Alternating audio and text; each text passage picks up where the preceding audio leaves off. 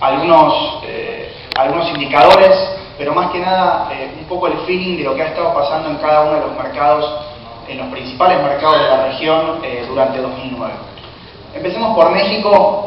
México puntualmente ha tenido un 2009 estable en términos de lo que ha sido el crecimiento, digamos, se ha mantenido bastante flat. México empezó a sufrir un desaceleramiento de su industria hacia fines de 2008, puntualmente hablo del outsourcing, ¿no? En el último trimestre de 2008 hemos encontrado en México que se habían puesto en hold y hasta incluso se habían cancelado una buena cantidad de operaciones de telemarketing y de promoción de tarjetas de crédito. Esto producto, como ustedes conocen bien, de lo que ha sido la crisis financiera en Estados Unidos. Esto generó un parate en algunos jugadores de México. Aún así, y a pesar de esta situación que afectó principalmente a aquellos jugadores que no tenían muy diversificada su cartera y algunos jugadores medianos, la industria, como les decía, se mantuvo estable en 2009, y esto se explica por que se han apalancado los grandes jugadores de su amplitud, de su diversificada cartera, y sobre todo han logrado mantener un crecimiento, como les decía, bastante estable en referencia a 2008, pero que les ha permitido mantener un nivel flat con respecto a ese mismo año. En términos generales, México facturó algo así en 2009 como 1.300 millones de dólares, esto en outsourcing, como les decía nuevamente, y el servicio que hoy está siendo el más popular, o que está teniendo mayor tracción, es el de cobranzas, y esto está muy relacionado con el boom crediticio que tuvo México anterior a la crisis, es decir, que se extendió hasta mediados de 2008. Centroamérica y Caribe presentan dos miradas un poco distintas.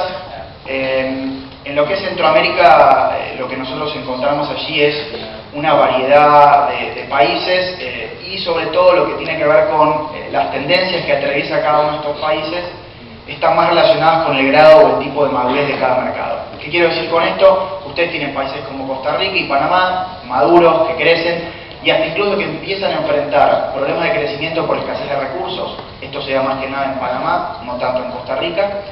Países de desarrollo medio, como El Salvador, y países crecientes, incipientes, como Nicaragua, Guatemala, y bastante más atrás Honduras, ¿no? En términos resumidos, entonces, lo que vemos nosotros es que, de acuerdo al grado de madurez de cada uno de estos mercados, podemos esperar distinto tipo de evolución en el corto plazo.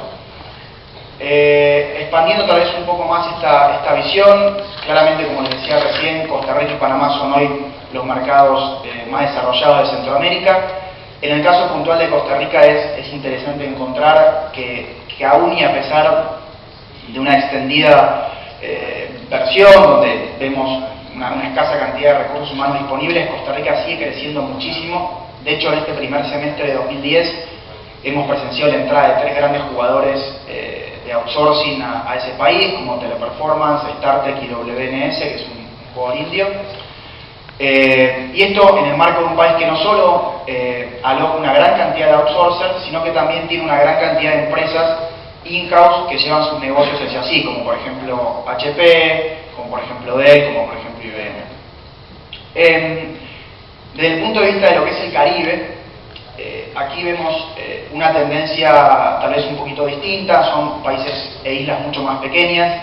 Su dependencia del mercado offshore hacia Estados Unidos es bastante marcada. Realmente el mercado local de cada uno de estos países no es lo suficientemente amplio como para presentar un contrapunto interesante. Tal vez la única excepción sea República Dominicana, que tiene una densidad poblacional un poco más alta, pero aún así lo cierto es que la dependencia del mercado de Caribe de las exportaciones a Estados Unidos es muy alta, y esto no ha cambiado en 2009.